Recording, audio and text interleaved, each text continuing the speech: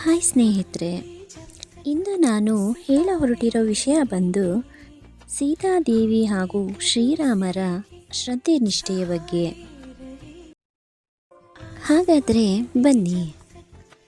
ಅಯೋಧ್ಯ ಕಾಂಡವನ್ನು ರಾಮಾಯಣ ಗ್ರಂಥದ ಹೃದಯ ಭಾಗವೆಂದು ವರ್ಣಿಸುವುದುಂಟಷ್ಟೆ.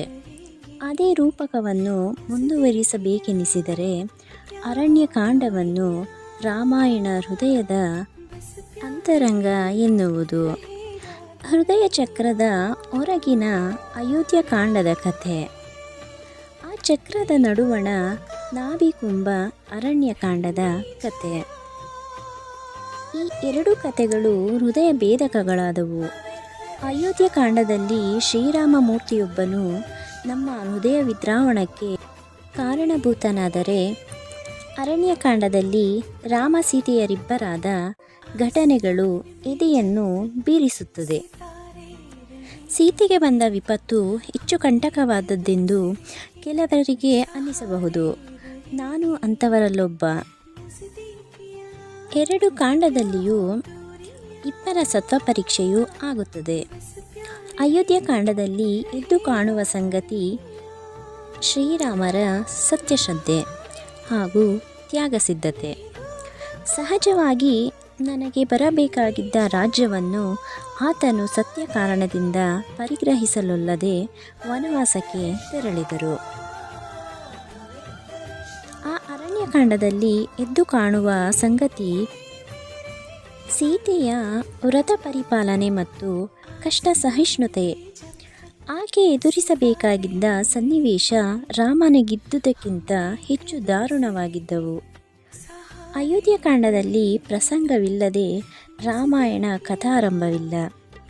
ಅರಣ್ಯಕಾಂಡವಿಲ್ಲದಿದ್ದರೆ ಕತೆ ಅಲ್ಲಿಗೆ ಕುಂಟು ಬೀಳುತ್ತಿತ್ತು.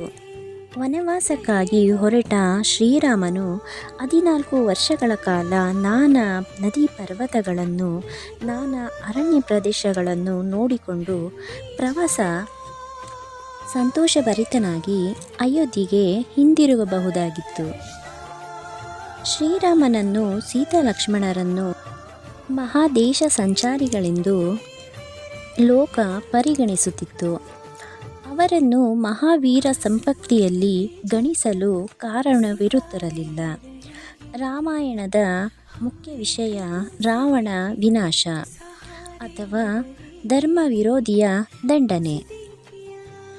ಇದಕ್ಕೆ ಕಾರಣ ಒದಗಿದ್ದು ರಾವಣನು ಮಾಡಿದ ಸೀತಾಪಹರಣ. ಆದ್ದರಿಂದ ಕಥೆಯ ಬೀಜಾಂಕುರ ಅರಣ್ಯಕಾಂಡದಲ್ಲಿಯೇ ಇದೆ ಎಂದಾಗುತ್ತದೆ. ಹೀಗೆ ವಸ್ತು ಸಂಗತಿಯನ್ನು, ತತ್ವವನ್ನು ಆಲೋಚಿಸಿ ನೋಡಿದರೆ ಕಾವ್ಯಕ್ಕೆ ತಕ್ಕ ಹೆಸರು. ಜಾನಕಿ ದೇವಿಗೆ ಆ ವಿಪತ್ತು ಬಾರದೆ ಹೋಗಿದ್ದರೆ ಅಥವಾ ಆಕೆಯಲ್ಲಿ ಅಂಥ ವ್ರತನಿಷ್ಠೆ ಇಲ್ಲದೆ ಹೋಗಿದ್ದರೆ ರಾಮಕಥೆಯ ದಾರಿ ಬೇರೆಯಾಗಬೇಕಾಗಿತ್ತು.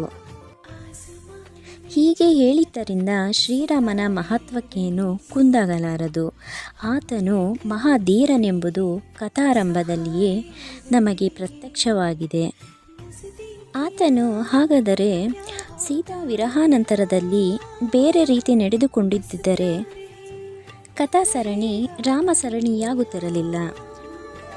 ಶ್ರೀರಾಮನ ಏಕಪತ್ನಿ ವ್ರತ ಲೋಕಪೂಜ್ಯವಾದದ್ದು. ಆದರೆ ಅದರೊಂದರಿಂದಲೇ ರಾಮಾಯಣದ ಕಥೆಗೆ ಅದರ ಸಮಗ್ರ ರೂಪ ಬರುತ್ತಿರಲಿಲ್ಲ.